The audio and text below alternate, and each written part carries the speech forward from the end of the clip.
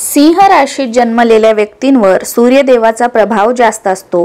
ज्योतिषशास्त्रानुसार सिंह अशी एकमेव रास आहे जिचा स्वामी सूर्य आहे आणि तो 9 ग्रहांचा राजा देखील आहे।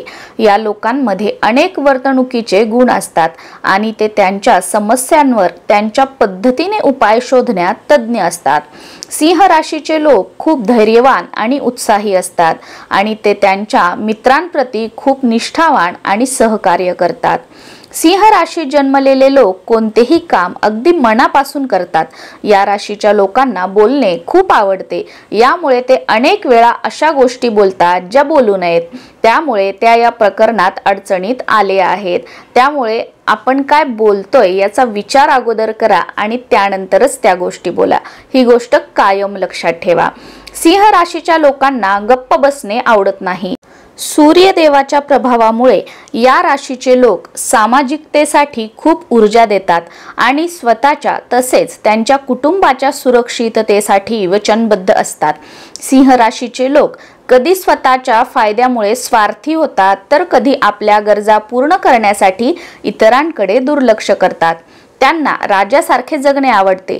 ते इतरांच्या यशाबद्दल कधीही मत्सर करत नाहीत, परंतु मदत करण्यास नेहमी तयार असतात। पुढे जाण्याची कला त्यांच्यात खूप चांगली आहे, पण त्यांना रस्ता दाखवणारा कोणीतरी हवा आहे। सिंह राशीत जन्मलेल्या लोकांना हसणे आणि विनोद करणे आवडते। या स्वभावामुळे ते सहजपणे इतरांशी मिसळतात।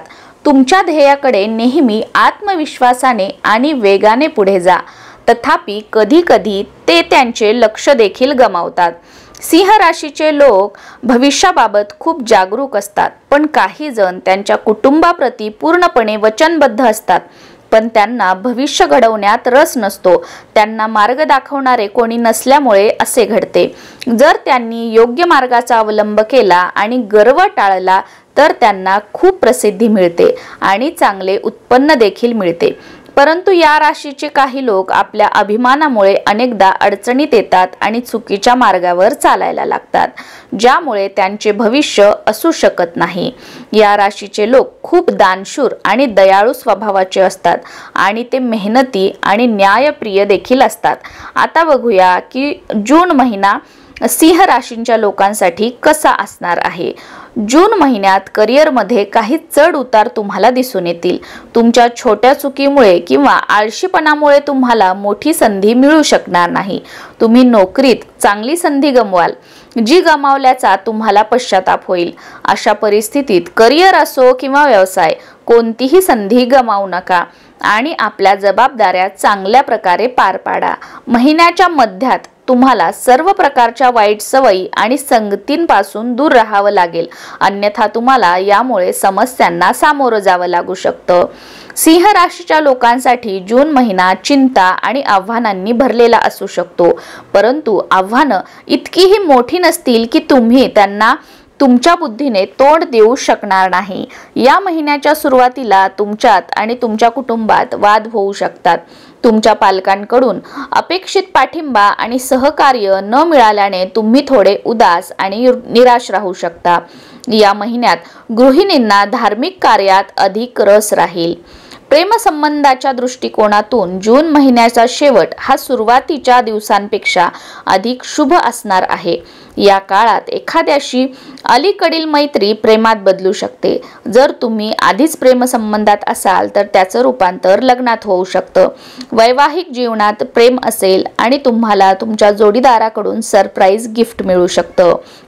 जून महिन्यात सिंह राशीच्या लोकांना आरोग्याशी संबंधित काही समस्यांना सामोरं जावं लागू शकतं, ज्यामुळे त्यांनी त्यांच्या आरोग्याबाबत अगोदरच सतर्क राहणं गरजेचं आहे। त्याचबरोबर हा महिना आपल्यासाठी एखादी खुशखबर घेऊन येऊ शकतो। विवाहित व्यक्ती आणि त्यांच्या वैवाहिक जीवनातील काही समस्यांमुळे त्रासलेले दिसतील। आपल्या कुटुंबात वाढत जाणाऱ्या तणावामुळे आपल्या कामात कोणतीही समस्या निर्माण होऊ नये म्हणून स्वतः वेळ काढून व कुटुंबियांसह बसून समस्यांचे निराकरण करा। हा महिना आपल्या प्रेमिकेसाठी आव्हानात्मक आहे। अनेकदा एकमेकांची भेट होणं शक्य होणार नाही व त्यामुळे बेचैनी वाढेल, परंतु आपल्या नात्यावर व प्रेमिकेवर विश्वास ठेवल्यास सर्व समस्या दूर होतील। आपल्या व्यापारातील फायदा वाढेल। प्राप्तीत वाढ होऊन आपल्या आर्थिक स्थितीत सुधारणा होईल। तुम्ही जर नोकरी करत असाल व त्यात सुद्धा तुमची सरकारी नोकरी असेल तर या महिन्यात तुम्हाला पदोन्नती व सरकारी लाभ मिळू शकतात। सर्वसामान्य नोकरी करणाऱ्यांची सुद्धा पगारवाढ संभवते। समाजात प्रतिष्ठा वाढेल, सामाजिक कक्षा रुंदावेल, तुम्ही प्रवास सुद्धा कराल। विद्यार्थ्यांची कामगिरी उत्तम होईल व त्यांना त्याचा लाभ सुद्धा मिळेल।